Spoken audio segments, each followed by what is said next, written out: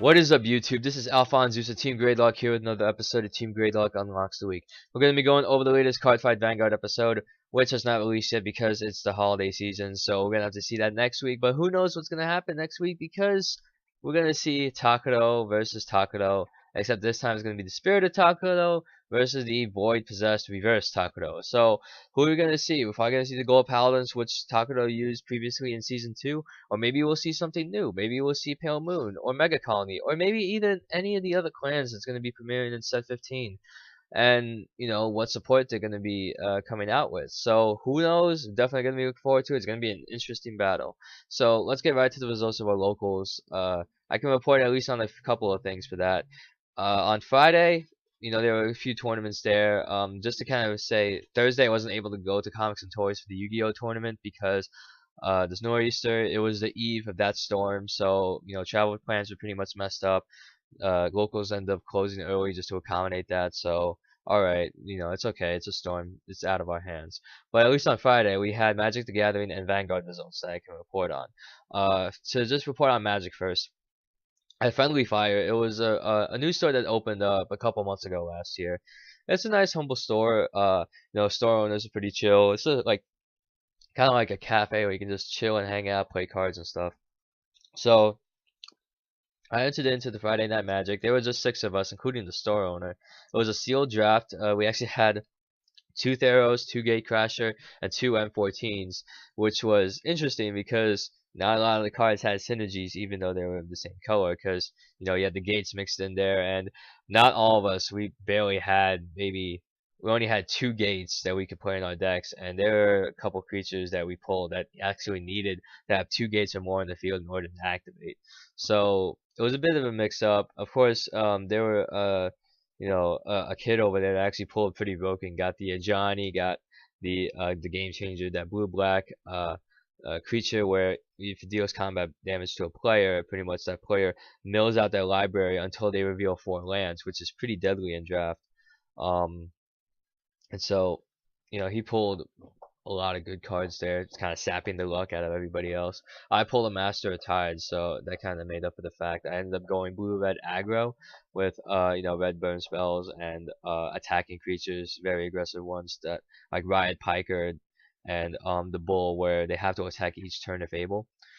And I managed to go 1 and 2 because unfortunately 2 people had to leave because it was pretty late, around 8:30 or so, and so it was already top 3, and I got 3rd place because round 2, after I got the bye in round 1, I went up against one of the players. He was running a blue-green or black-green beatdown build, which he pretty much got all the cards in his hand, rightfully so.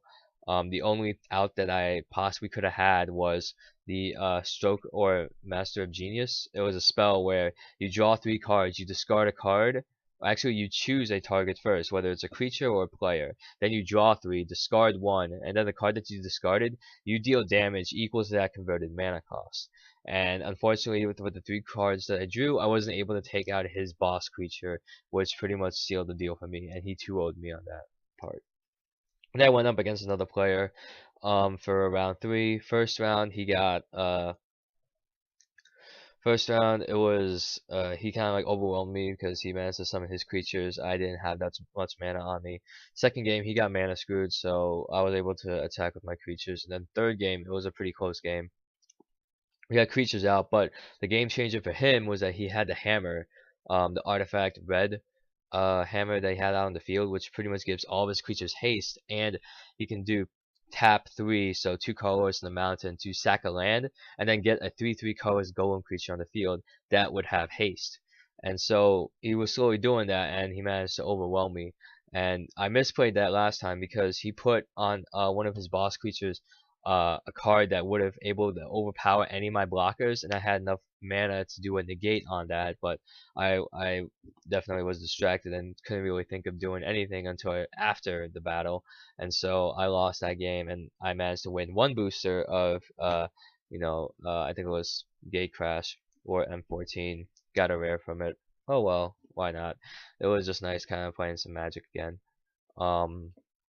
And on Friday there was also tag team tournament. There was 5 or 6 teams there. I know that the winners Henry and CK, and then second place was Ian and Vin, I think. I'm actually not totally sure about that, but I know that Team Gradelock, they pretty much managed to win that tag team tournament. So awesome, glad to see Team Gradelock still doing great in the tag team tournament division. And so I don't know what decks in particular they use. They may have used Eradicators or maybe an Ultra Aggro deck. But if you guys have details on that, please comment down below, so at least I can probably put that up as an annotation or whatnot. And so then we can go into Saturday, where we had a pretty good crowd. It was 17 people, so we did 5 rounds and top 8. And so we had a lot of people, which was, insane. And since it was 5 rounds, we were probably going to be there almost the entire afternoon. And so I went in there with Tsukiyomi. I went 1-4, which my only win was a bye in round 5. Definitely not the best way to go out in such a big tournament. But out of those rounds, it was top 8. Top 4 ended up being Henry. He actually went undefeated. Joe Lovenguth, who actually, he was one of the people that came back, and so we're glad to have him back there again. And he topped with his Shadow Paladin build, Phantom Blast Overlord. And then we had a new guy, I think Preston, and the other guy, Adam. So we had, a good top 4. Henry went undefeated with his Eradicator deck. So definitely props off to him. And I know that top 8, CK made it to top 8, but he got beat out. He was playing his Spike Brothers with Bad and Jagger, and he lost to I think Preston or Precise. He was running the Seal Dragons, and the Seal Dragons were especially good because I went up against Joe from Team Dark Matter in round 1, and his starter, he retired a rear guard, and then I had to look at the top 4. So he retired a grade 2 rear guard. I have to check top 4 for a grade 2, and I had to shuffle my deck, which is pretty much messed up my stack. So I pretty much had to luck stack from there in order to get an advantage, and I wasn't able to do so. Second round, I went up against Shane, not Shane from Team Dark Matter, a different Shane. He was actually running the Aqua Force Glory Maelstrom build. So it was actually very, I don't know, interesting, because I haven't faced an Aqua Force player in quite some time. But he managed to get the Glory Maelstrom combo off, and in game 3, I got Gradelock at 0. Couldn't do much, but what can you do? Just swing and hope you get like a grade 1. And so round 3, I think I went up against CK. Yeah, he was running Spike Bros. He managed to get me because he had the combo. He got the combo game 1 with Bad and Jagger over Dudley, and then the second game he managed to just do regular Dudley combo, and I couldn't do anything about that. Round 4, I went up against Shane from Team Dark Matter. He was running the Nova build, and he got his combo off. He got his the Ethics Buster combo off, which was insane because he had the Golden Anglet and he had Hatred Chaos. So they were swinging for some good godlike numbers, and I couldn't do much about that. I couldn't guard all of those attacks, and then 5th round I got by. But I was glad to see a top 8 again, even though that we had to play out 5 rounds for that. We were there till maybe 5:30 or 6. It was insane. Usually we finish early, but that's only we have not a lot of people. But if anything, I'd rather have a chance to make top 8 and go 5 rounds. And the prize, when they split, they got 6 boosters each, which was insane. That was actually pretty awesome, because when you split, you get 6 boosters. That's cool. Or, if you want to play it out, then fine, why not? Go for it.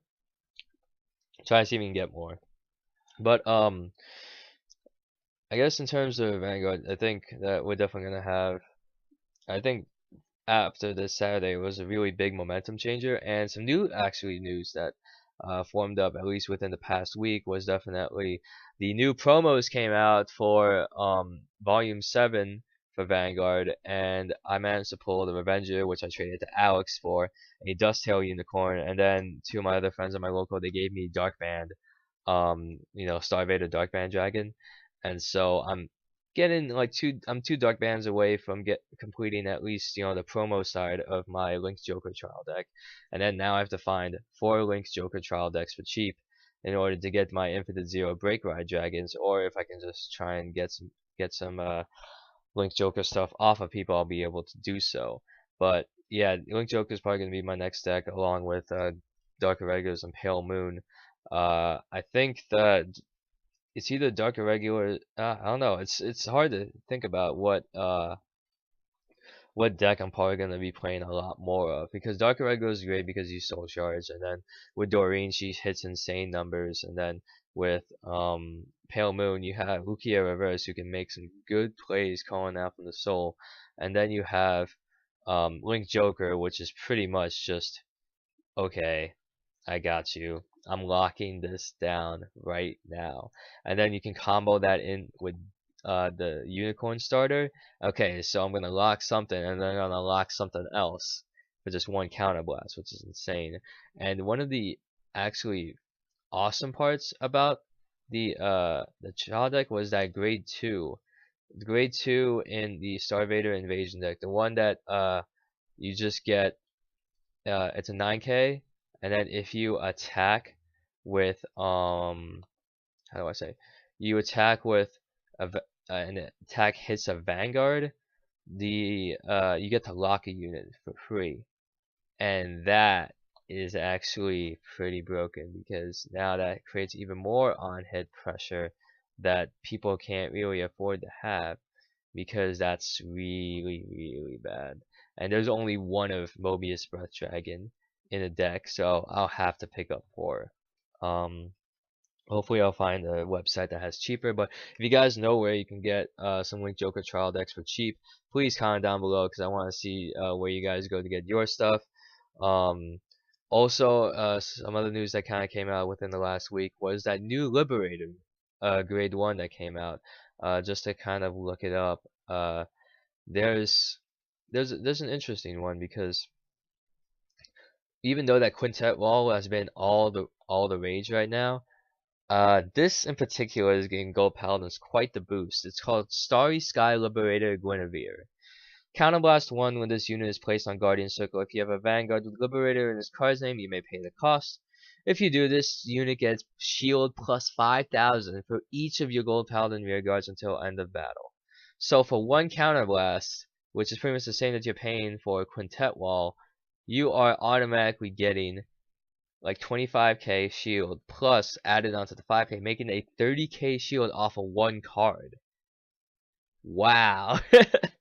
That's pretty insane. I don't know what to say about that, but wow, that's the Gold Paladins got a major boost. Now, when set 15 comes out, Gold Paladins are definitely running this card, because this is great against break rides. This is good against, you know, really aggro decks that gain power like crazy. Whether it's like, you know, Spike Rose or you know, or Narukami, or even, you know, those big hitting decks like Bermuda with the Prism build, especially with Labrador.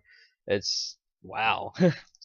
Can't really go wrong with having a few Guinevere in hand, and then you add on any other cards you want to have if you don't want a perfect guard. So that's a really big card to come out for Liberators, and they're definitely getting a big boost.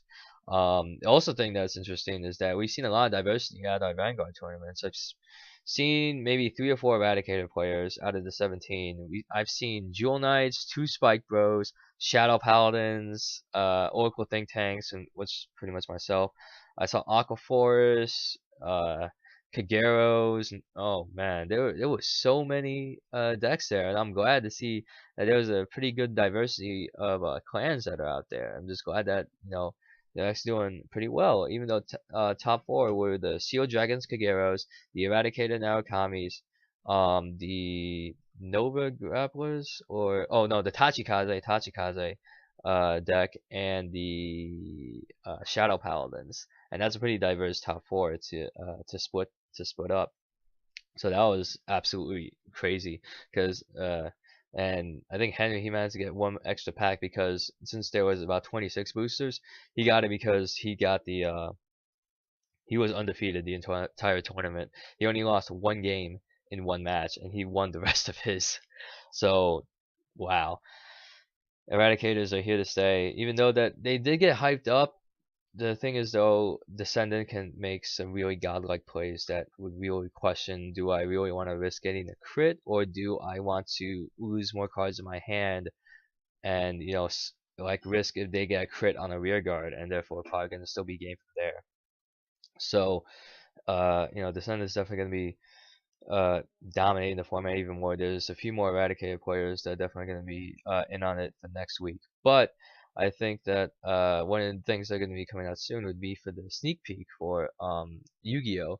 The Legacy of the Valiant is going to be doing a sneak peek either this week or next week. But I'm definitely looking forward to doing a sneak peek for that because Ghost Trick support. We're going to get Mary, we're going to get Catgirl, we're going to get Duelin, I'm getting a Frost. There's so many Ghost Tricks that I can probably combo with, and then you can make so many good plays off of that.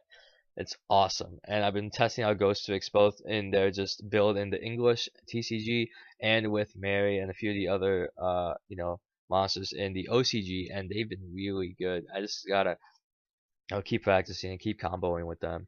But yeah, for this week actually, I'm planning to head to Comics and Toys for Yu-Gi-Oh! Friday. I'm probably gonna head to Friendly Fire for Magic, and for Saturday I'm gonna head to Game On for Vanguard.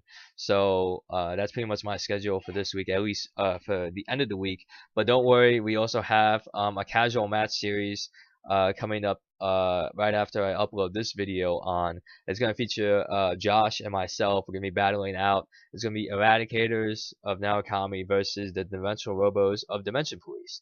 So, who's going to take that best of 3 series?